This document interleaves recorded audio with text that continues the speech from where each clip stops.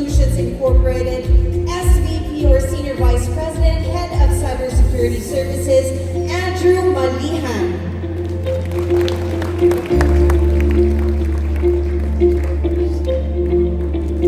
Here with us today, Philippine Air Force Assistant Chief of Air Staff for Command and Control, Communications and Cyber Systems, A6, Colonel Oliver Banaria. Good morning.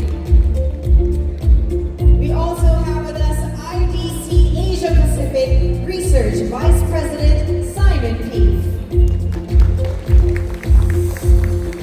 And finally, Fortify Senior Regional Director, Systems Engineering, Southeast Asia, Kelvin Chua.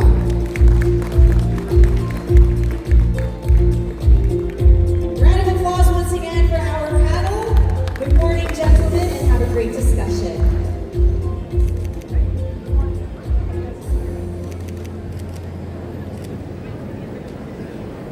Are we good? Yes.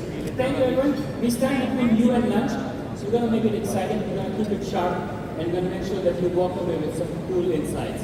So this morning, we have got a couple of themes, right? One of the things we have heard is cybersecurity is not a crisis; it's a constant.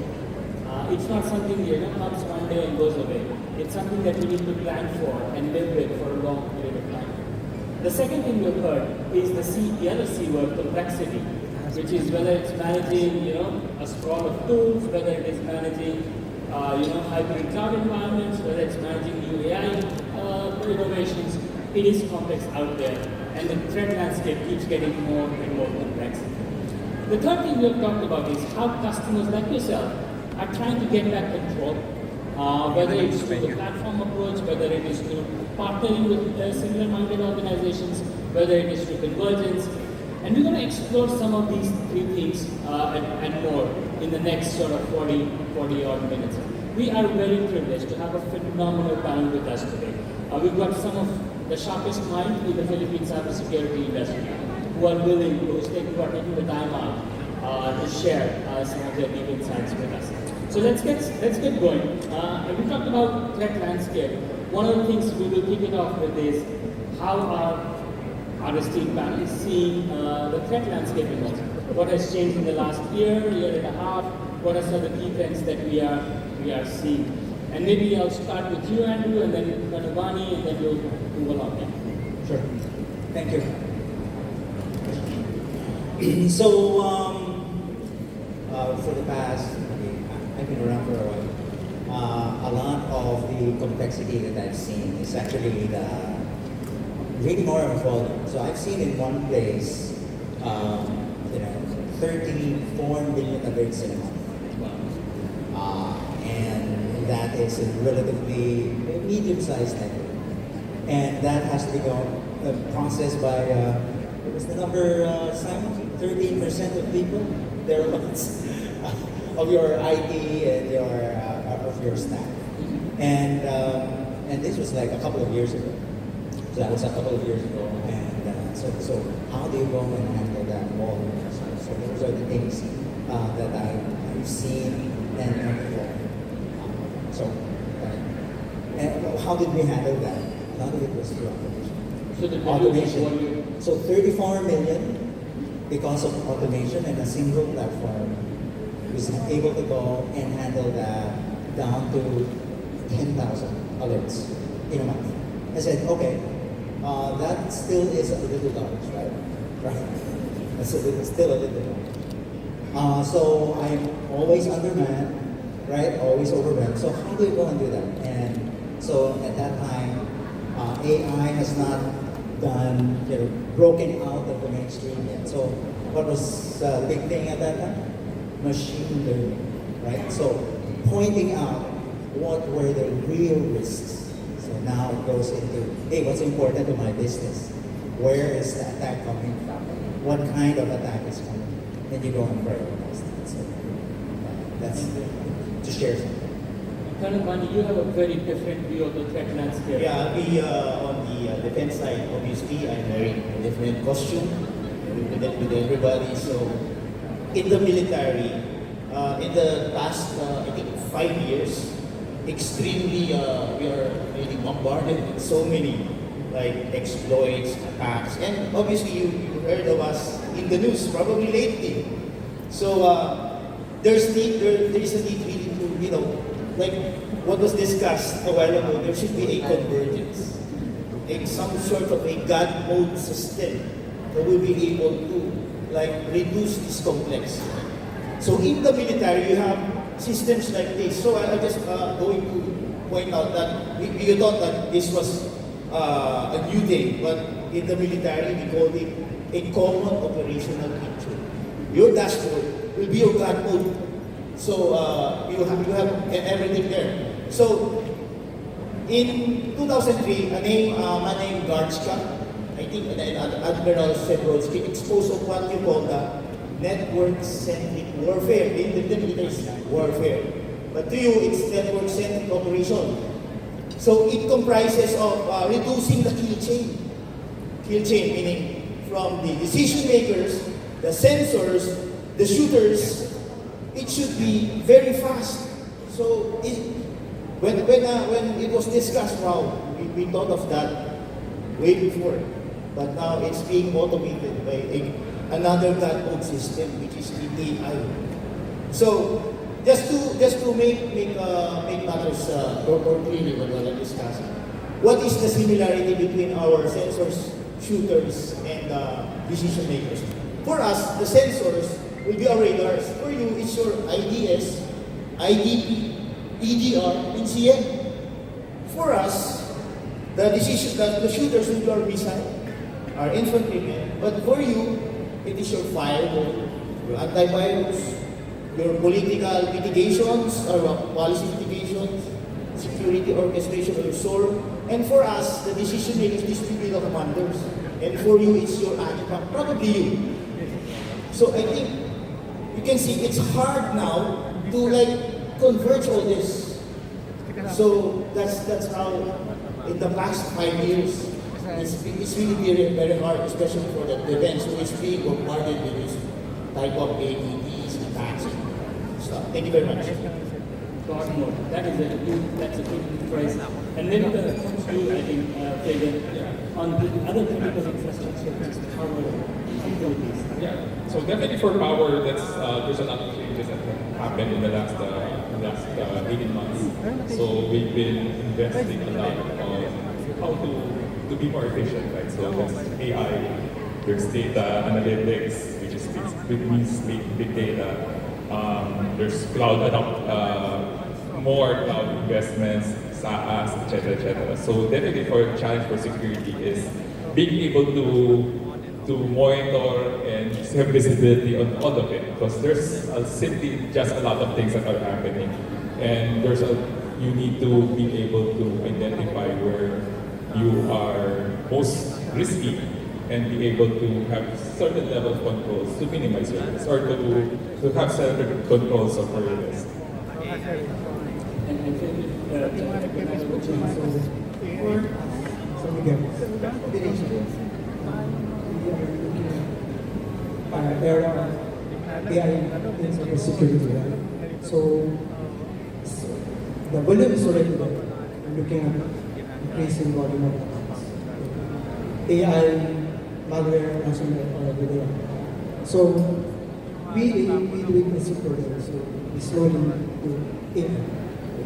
It's so hard to implement without looking at first the person. You need to start somewhere. Okay. We always look at why do I implement this. Okay, so that's my matrix. So we look at how do I bring business value to DDR, TTD, communication. So these are still the things that we're looking at right now.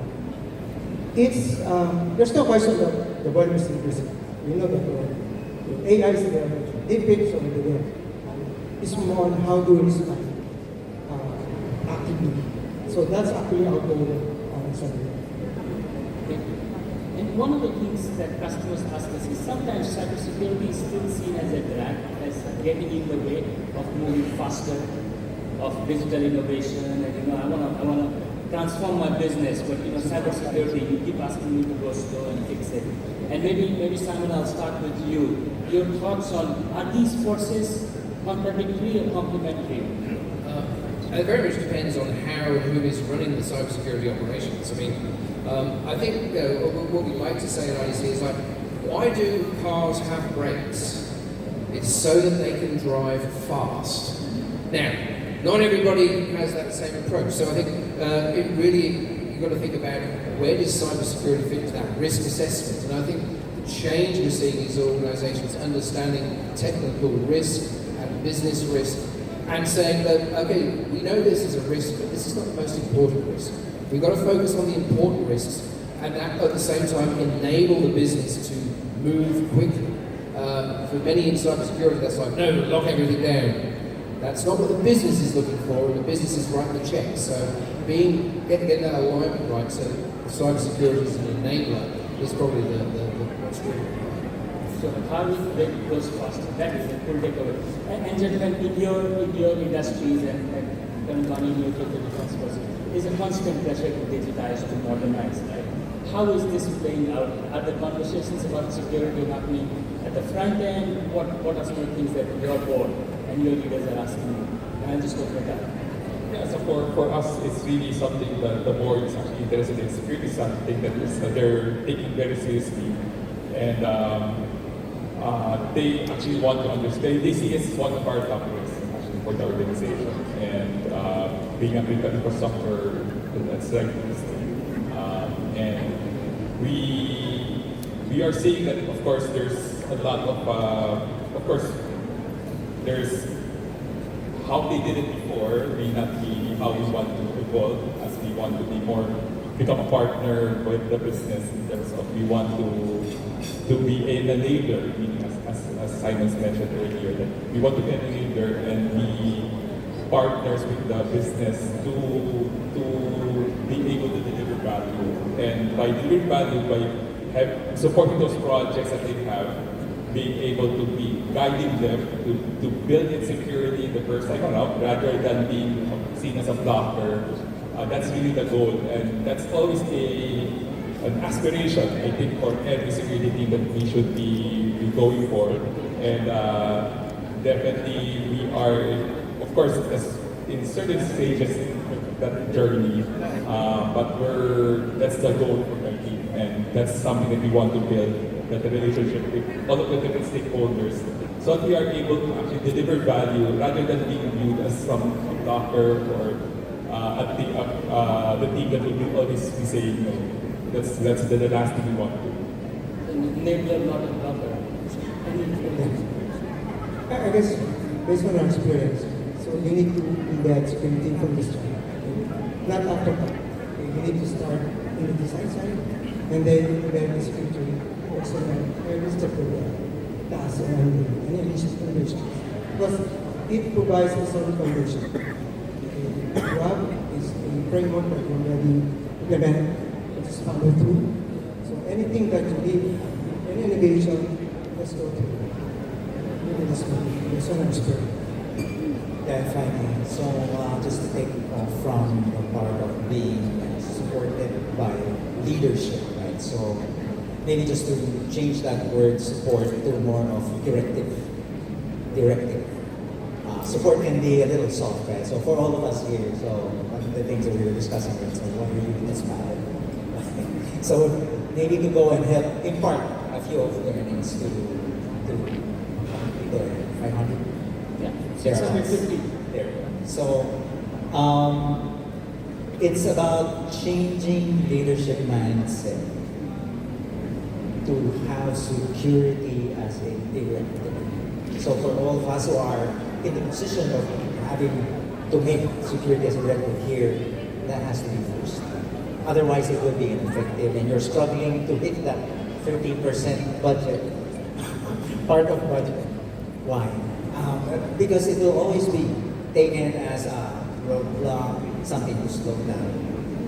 And then, number two is also to embed security right at the outside. You've heard about shift left, right? So all these concepts. But it's not just about application. It's about process. It's about risk management. It's about before you touch that scanner, right? Before you do look up on Shodan, right? So you go way ahead. Why are we doing this? Because there's risk, and we want to avoid that risk. So I think that a couple of points there. Thank you. Yeah, maybe would you like to add something? Like I'm just going to the idea of like our colleagues. If the risk is a big deal to you, what is the risk big deal to your national security? So we believe that just like probably most of our companies here are like big businesses, but for government, the budget is not that it's not that big. So to be able to again convince the leaders to be able to buy the technology that is needed, because most of us, our tools are quite the same, but they only have edge for some of the equipments, like probably Fortinet, one of the top makers of cybersecurity tools. So it's hard. You need to convince your boss. It's what's your risk as compared to your budget. So it's really important to weigh in.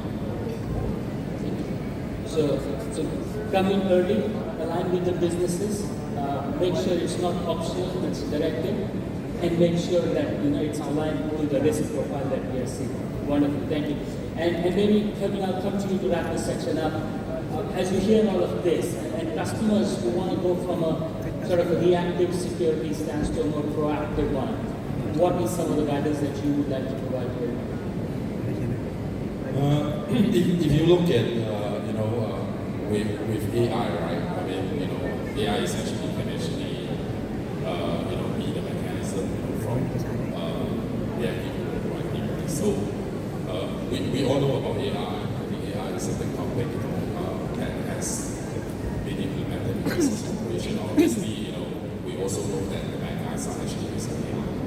And I think what we have seen actually from our research, from Fortify perspective, is that AI in the backline context, they are not actually used to develop new generation or new malware. So essentially, they are using AI to turbocharge, right? The way how they actually attack organization at scale, which people volume. Right, so obviously, on Fortinet side, which I've actually shown the demo, so we are leveraging on AI and going beyond Gen AI to agentic AI, essentially to help organization in addressing some of the challenges that we see. And that can be a mechanism of being proactive rather than reactive. And one of the things I think Simon you brought up was 20 over tools, 25 over tools. We spoke to a bank in Australia, 45 different security tools.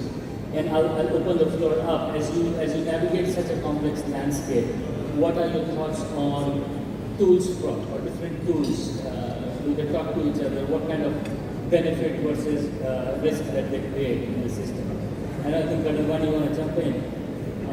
Obviously, so many tools, a lot of vendors, a lot of promises. It's called the tools overload.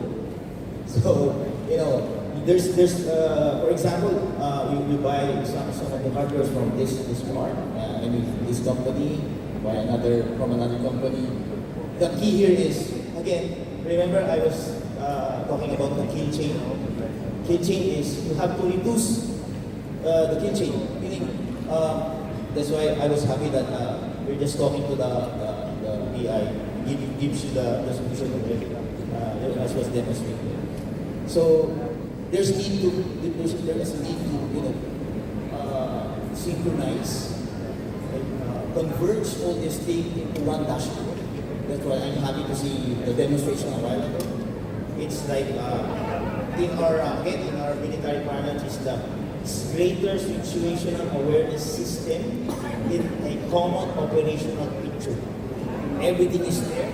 You can decide right away because you can see what the sensor is giving you, and you can shoot, kill, whatever is the threat. Thank you.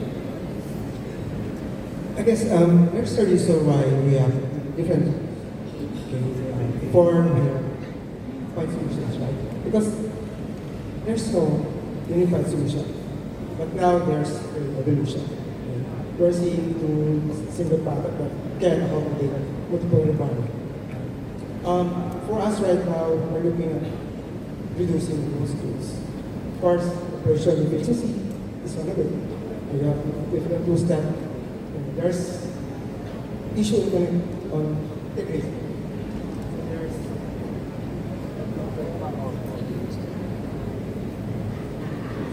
So there's disconnect when we look at incentives, right? Another one would be on budget constraint.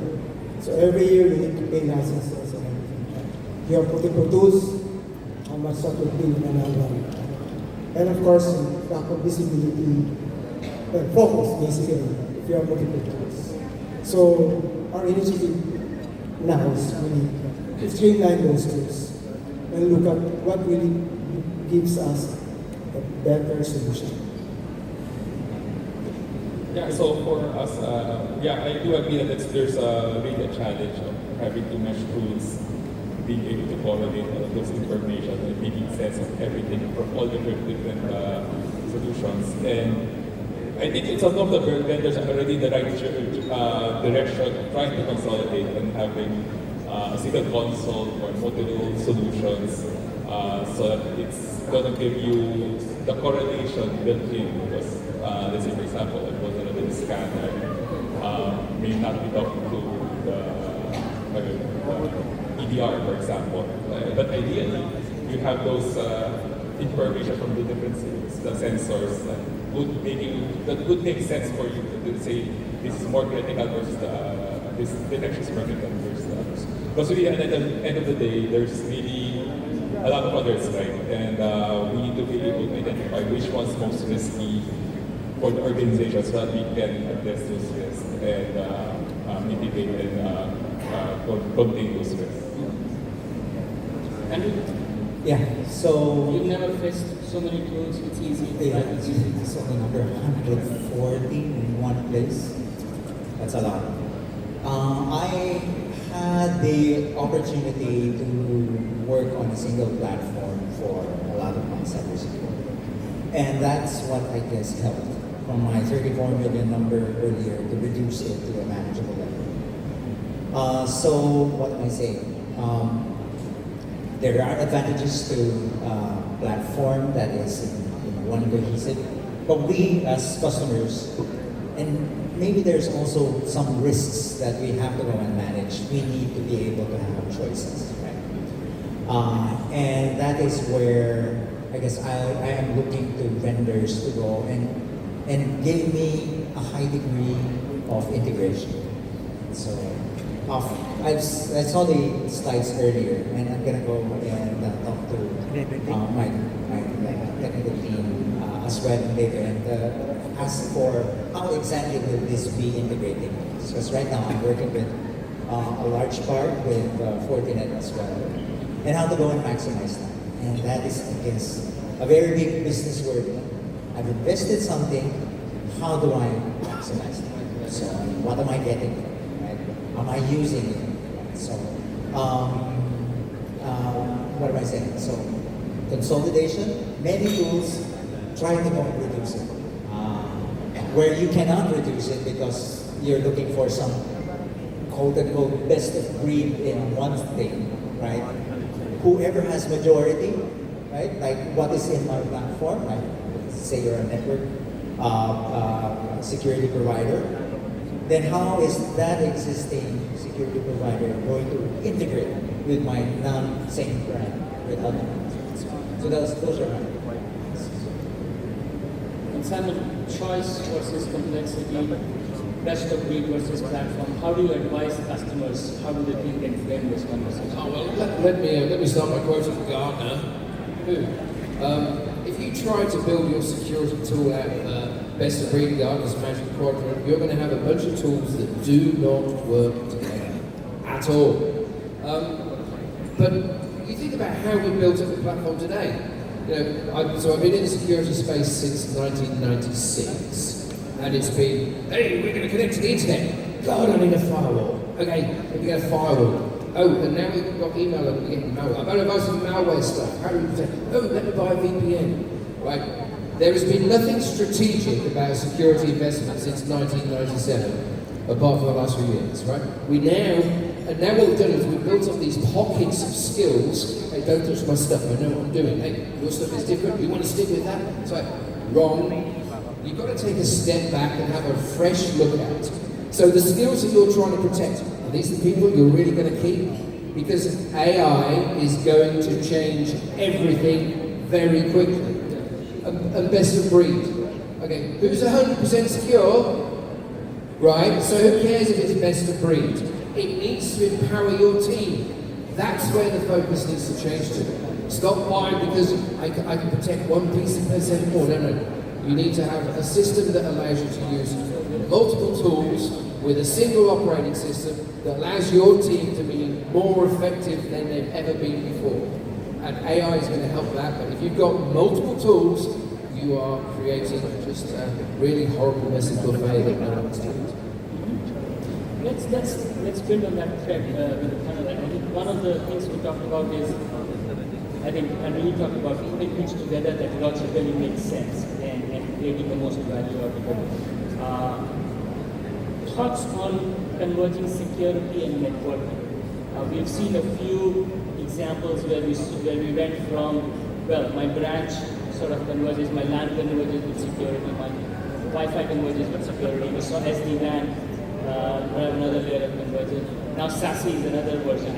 In your organizations, how are you looking at this whole two pillars coming together? And what are your thoughts on the evolution of this setup? Yeah. Not my current organization, but some experiences that I've had in the past. So the demand is actually there. Especially now there's news of EDSA getting locked down from June to 18 months, did they say? So now it's like, oh no, we're back to work from home, demand for work from home. That is actually something that and so it's going back to the concept of putting it in the fabric, like upfront. Go with the basics, right? Basics of factor authentication is integrated. DLP is right there, working. But at the same time, your fabric should always be resilient. It should be working all the time. Because this is something that if you lose contact, if you lose your connectivity, then what else is it? What are you doing, right? So you need to have resiliency built in place, right? And at the same time, for us as people who are IT and cybersecurity, there's also the need to understand and figure out what's going wrong with the connectivity and be able to go and win. And there's technology out there actually who will be able to go and tell the customer or that person who is a road warrior and say, hey, it's your Wi-Fi that's wrong, it's not corporate that's having an issue. So I'd like to see more of that.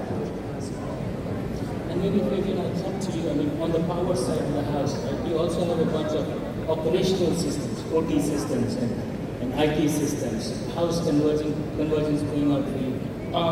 Well, because of OT being inherently old, right? Technology there, so most of them. OT is old technology. Oh yeah, pretty much. Well, I mean, you need it, right? But at the end of the day, these are, once you build a plan, it takes 5 years to build a plan. By the time you deploy it, it's already 5 years old, right? Day one, right? So and then you need to run it for what? 20 years, 30 years to make a profit, right? ROI. And how much, you're not going to be investing to replace the hardware, so definitely it's going to be old, quote unquote, right? And it's not going to be upgradable as much as compared to IT. So So definitely there's a separation. So we need to have a separation between OT and IT. But definitely there will be some integration that's converges between IT and OT, where you need to have reports, real-time information from OT to IT, but definitely no IT to OT, because that's definitely a high risk configuration or setup if you have that. But yeah, so just wanted to say that definitely we do have that.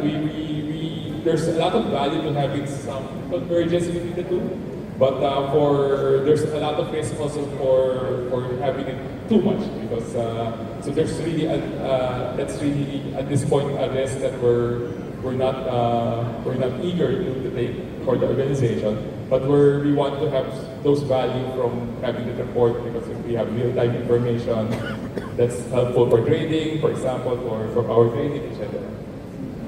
And maybe Bernard, I'll come to you from a group point of view, right? You've got many subsidiaries, many different businesses.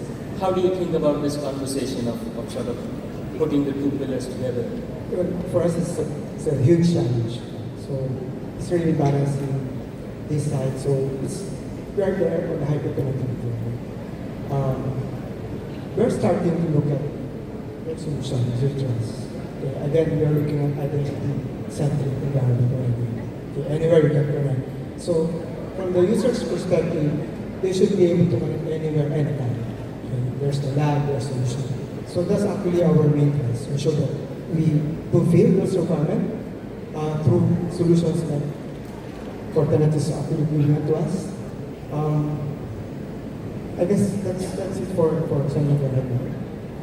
And Kanambani, I mean, for you have command and control systems, which is again, life and death. putting my military hat in the perspective. So let me put it this way. I'll just gonna tell you some story. So we will be managing a network around the archipelago. It's probably the numbers I will not divulge, obviously, and we will have only limited personnel, because all of you are high-paying job and nobody wants to go to our ranks. Obviously, you are I think 6-digit jobs, but ours is just like the mid-sound jobs. So imagine you have this small workforce managing a network all throughout the archipelago. I'm not joking. And some of these are remote relay sites by microwaves. I hope I will not be divulging some confidential. But imagine this small workforce and a gargantuan network all around the archipelago. What do you need? Convergence, a unifying stuff, something that you can control somewhere in some basements. Thank you very much. And can we come to you from a convergence guidance perspective, right? You deal with customers from SMB all the way to very large enterprises. I mean, what are your thoughts on approaching the platform approach? I mean, in my context, right? If you look at the industry, there are many sort of vendors who claim to be providing that. Where obviously some of them are actually doing in a more advanced stage. Some of them are actually probably still trying to actually catch up. So, if I look at wearing, let's say, the Fortify hat, how we have actually been approaching this platform, it's not like 3 years ago or 5 years ago. We have been doing since day one. Right, the company has made significant investment to make sure that when we talk about the platform, we do it in a number of unique ways. Right? First of all, obviously a single operating system, which we call FortiOS, that allow customers to actually start off with technology that they want, and as more technology actually bring onto the marketplace, we allow the customers to actually enable. Right? And one example, we should see the demo is actually the FortiSASE as a feature. Right? Because you definitely wanted to give the ability to the customers to try out and pilot, let's say, new technology, right? And be able to actually get it done on the platform. The other thing that really made it possible and unique for us, especially for the is because we do it on this. We we make significant investment on ASIC. ASIC actually allow you to power more security function. We need the hardware so that you don't have this sort of performance degradation issue when more security function are actually being turned on. Right? And we are not going to stop here, right? I mean, we are further integrating, a lot more use cases into the convergence and the consolidation part, where we allow customers to take advantage of whatever investment that they have made and scale from there, right? And with the recent introduction of obviously agentic AI, Gen AI, we always in the company have two areas that we talk about. First area is AI for security, right? Which is how do you leverage AI for security, right? And that is where Gen AI and agentic AI come in. But the other part, which is also very critical, which I think organization has to really be considering, which Simon actually talked about, is security for AI. Right? How do you actually ensure that you put in the security for things like how do you secure the LLM model, how do you secure the AI infrastructure?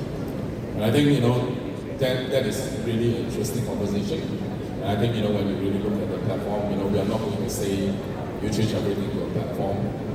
You leverage on the platform, to consolidate on use case that makes the most sense to you, right? Instead of actually, putting, let's say, multiple best of breed, maybe a platform essentially will derive the outcome that you need, right? It's all about outcome, it's not all about best of breed. I've got so many more questions. We're running out of time, and we've got lunch coming up next. Somebody told me there was a mild earthquake as well. I think it was a panel, it wasn't the earthquake, guys. If you felt it was our key speakers. But to wrap up the panel for today, thoughts on a couple of things. I mean, and I'll go individually to this one. First of all, your advice to we've got very experienced cybersecurity professionals. We've got young professionals. Your advice to individuals on as they navigate their careers, as they become more valuable to their organizations on cybersecurity. And maybe I'll start with you, Fabian, and we'll go in the order this time. Okay, sure. So I think we shouldn't be afraid of change. There will be always changes or evolution of technology. Using cloud, now it's AI. There's quantum computing coming the way.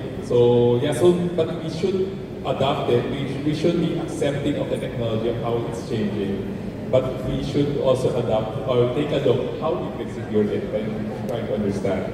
So definitely the answers won't be there day one, right? So it's a learning process for everyone as the technology evolves. But to be valuable in the organization, right, we need to be able to go along with the business where the business needs value and be able to help secure or manage the risk at the end of the day. I guess based on our experience, start from the basic. Learn from the start and be open to change. And be flexible. It's very fluid, it's very dynamic. Technology is fast changing. And you should be open and fast to ground and benefit.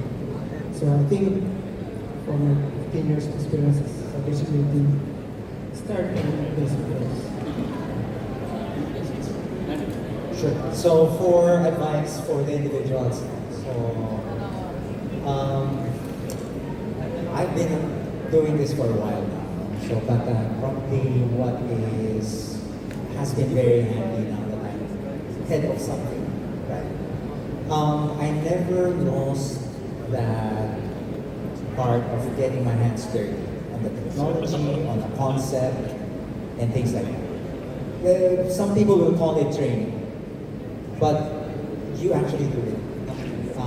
What does that mean? It's the Saturday nights, it's the weekend, you do your own research, you delve into agentic AI or some of it is even free.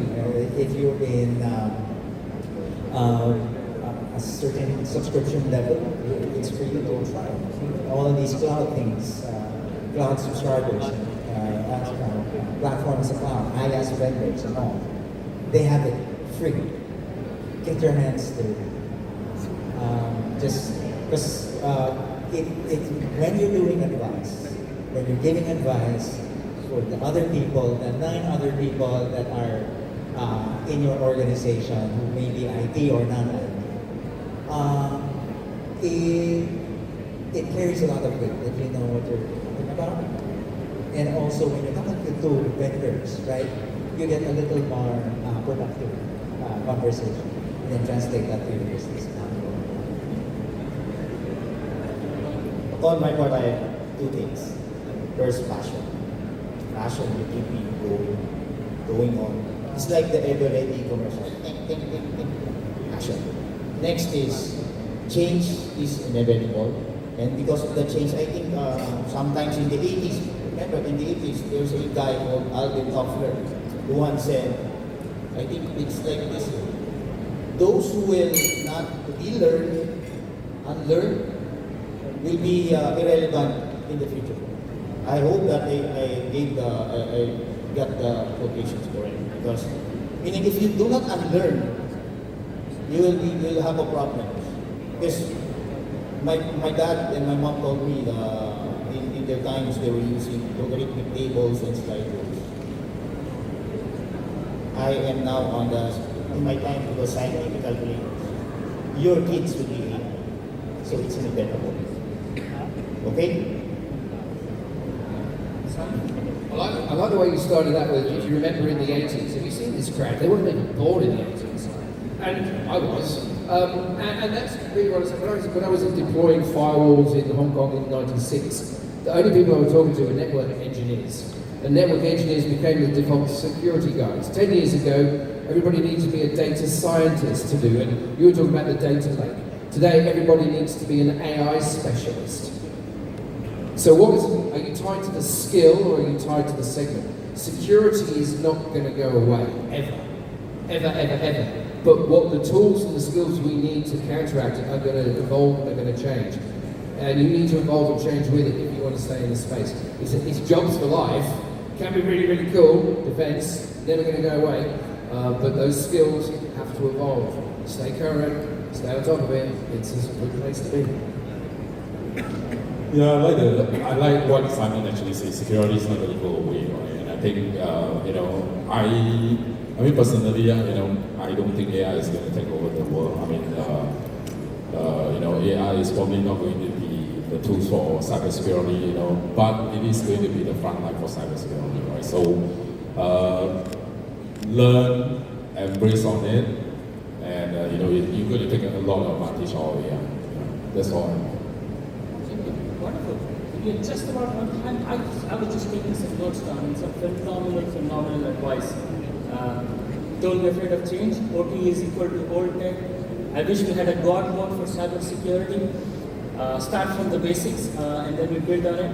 Align and prioritize to what you need. Bring passion to the conversation. And security isn't going away, but it will change and be ready to change with it. Phenomenal advice. Thank you. On that note, we're going to call this panel to a close. We are just about on time. Lunch is being served outside. I think we're taking a couple of pictures and then we're done for the day. Thank you again to the esteemed panel. What a great panel discussion that we just had. May we request the gentleman to please